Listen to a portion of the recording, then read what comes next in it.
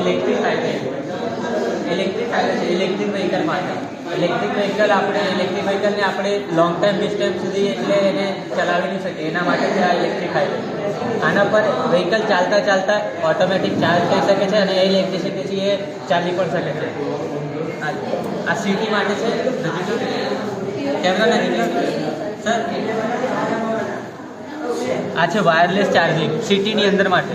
સિટીની અંદર આપણે રોડ ઉપર વાયરલેસ ચાર્જિંગ ગોઠવીએ, જેનાથી એ ગાડીમાં લગાવેલા પોઈન્ટથી એ વાયરલેસ ચાર્જિંગથી એ ચાલી પણ શકે છે અને એના પાવરથી એ ચાલી પણ શકે છે અને એના પોતાના બેટરી પણ ચાર્જ કરી શકે છે.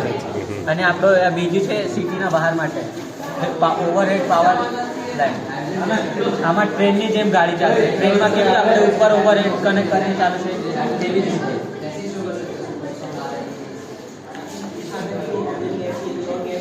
આમાં વ્હીકલ ઉપર કનેક્ટ કરીને પોતાનું એ ચાલતા ચાલતા ચાર્જ કરી શકે છે અને એક સ્ટેટથી બીજા સ્ટેટ સુધી લોંગ ટાઈમ ડિસ્ટન્સ કવર કરી શકે છે.